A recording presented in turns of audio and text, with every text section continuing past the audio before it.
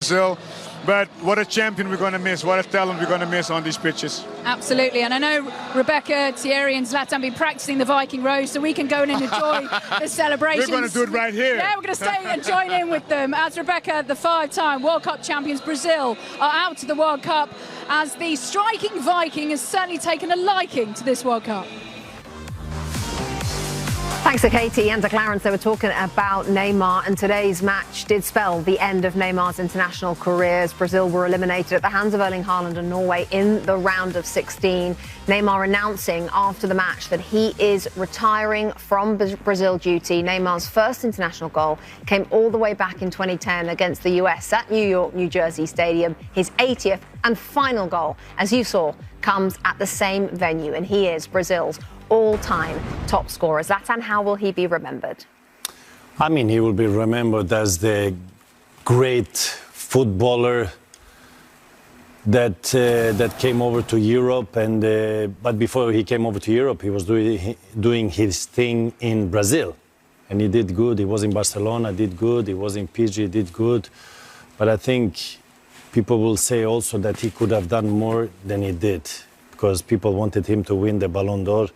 He didn't win, but an amazing talent, amazing player, and the skill set he had was just crazy. So, sad moment for Brazilian football. Yeah, indeed, immense emotions you saw on his face at the end there. There you go, as he hugs Martin Odegaard. And the Brazilian fans were so delighted, Thierry, that he was in the squad.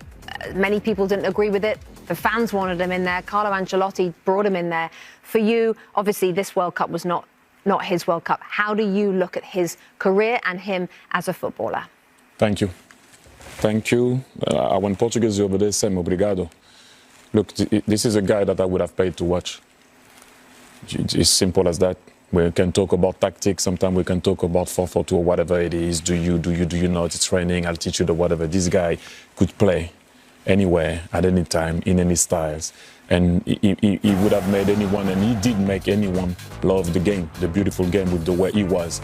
His goals, the way he was, his smile, the way he went about it, you know, the skills and whatnot.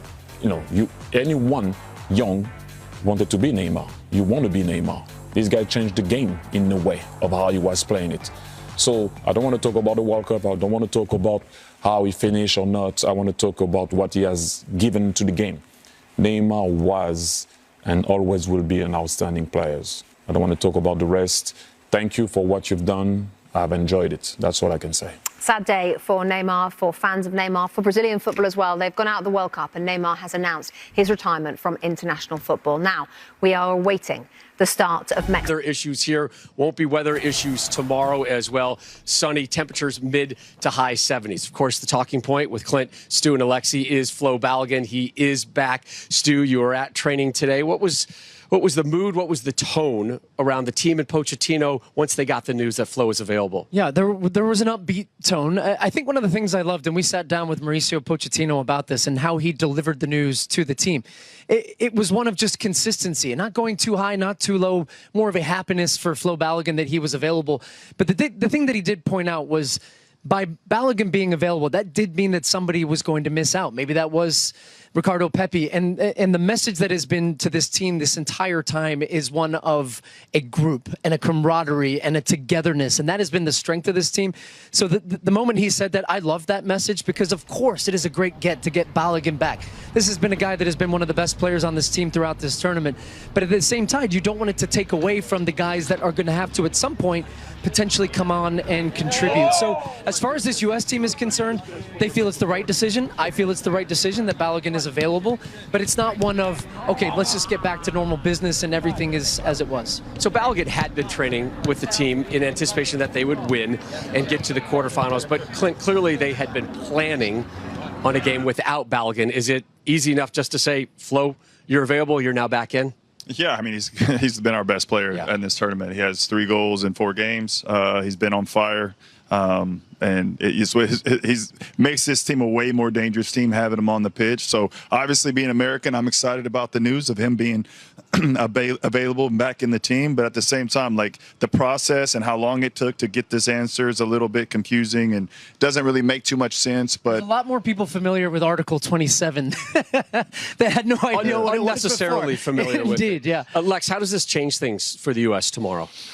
I mean, I don't think it changes it at all, other than you're adding someone that, to your point, has had a wonderful tournament. I think he individually, we heard from Jenny Taft and others, obviously is excited in this moment, as would be your team when you're welcoming someone back that you didn't think you were going to have. And this was a surprising but certainly welcome bit of news that we kind of all woke up to. And, you know, you saw the social media over there. If you ever needed an indication of how much this team is permeated through the culture out there, today was a great example. It was on everybody's mind. Everybody was talking about it, whether you were into soccer or not. People have been tuning in to watch this team, and in doing so, watch the stars. And this is one of the biggest with Balogun. Yeah. So it's great. It's great news that we're getting him back. I do think that the goodwill that this U.S. team kind of built up through the tournament, there will be some that will look at this and, you know, whatever support or affinity they may have had, or whatever benefit of the doubt maybe this team would have been given over the course of this tournament, that kind of goes out the window with this, because whether it's Belgium or whether it's, you know, other teams or other fans out there, they will look like that this is an unnecessary gift. I agree with you. I'm sure there's some that feel that this is an injustice, but I think if everybody looks at this, not everybody, okay, 99.9% of the people, as Mauricio Pochettino said, this was the right decision. In the fact that this was not a red card challenge. I think this falls on the ref in terms of how he handled the situation. But as far as being that Balogun being available for what happened in that game, the U.S. suffered for the 30 minutes or whatever they did in the last match against Bosnia-Herzegovina. But I don't think many people can look and say, well, he should have been suspended for this match because of this challenge right here. So for me, that's where I get where people will use this. Do you think this helps Belgium at all?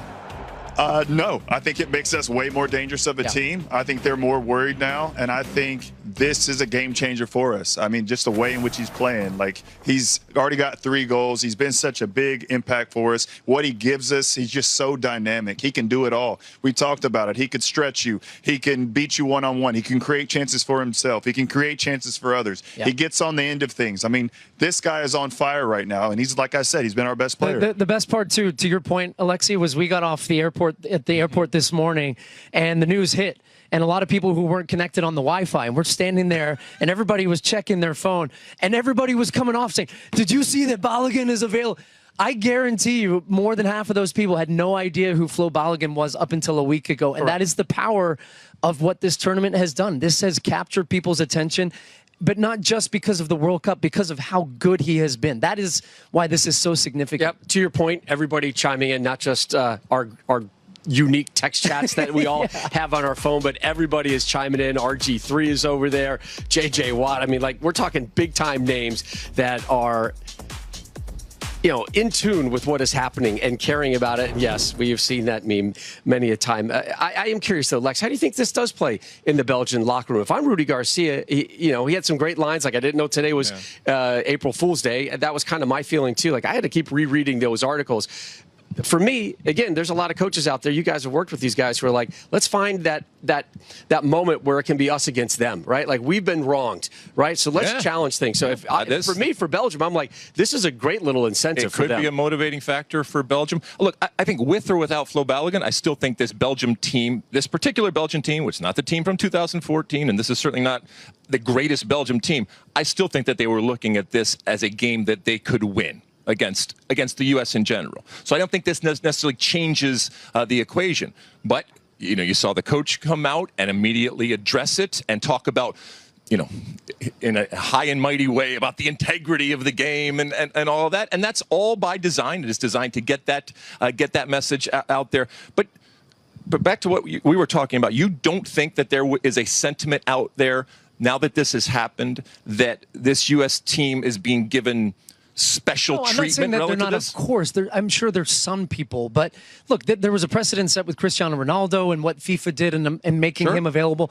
I'm always for, at least in the spirit of the game and the way it is done, if there's an injustice like that, I would much rather have the stars on the field and the best players available and not missing out in a situation where I think we pretty clearly feel that was not a red card. I think there's a lot of people that would clearly feel that there are other red cards and that there are other decisions that they would have loved to have that decision a lot be have been reversed. overturned in the past too. But speaking of taking advantage and not wearing ties today, I mean, you've really you got the button going down. No, I'm talking about my boy Lex right. He looks like he's in Miami. Can we get a close up on that? One more button is getting a little dangerous now. Oh my goodness. How are you? All right. I know it's hot out there. No, please stop zooming in on this man, please. The game is going to happen tomorrow out there, and then after the game, I think a lot of this will be sorted out. If you win, you'll talk about it in a different sense than if you lose for both teams out of there. But I think this is. Do you want us to be the villain, or you want us to be the underdog? I think that tomorrow it's U.S. against the world, and that's okay. Bring it on. It won't be that case in this stadium. Not in the stadium. Not in the stadium and not in this country. Okay, but for a lot of people that are watching, there will be people that will tune in to hate watch specifically because of what happened. And Pochettino said that, like, we should not be vilified, right? We had to play a man down for 30-plus minutes. Too late. This was not a problem. It's not his fault. It doesn't matter whether it's fault. It's the reality of the situation that they are going to play in. It's human nature. It's okay. So bring it on. U.S. versus the world, that is fine. If you got a problem with it, talk to FIFA. There we go. FIFA on line one. Nope. Alexi. Nope, we're good. All right, guys, back out to L.A. We'll catch up with you later. Great stuff. Rob, thank you. Weather is delaying kickoff between Mexico and England. If you're just joining us, that's the delay. Fans at a watch party in Mexico City eagerly awaiting, very patiently, the start of the match. We're going to bring you the team news ahead of Mexico-England when we come back.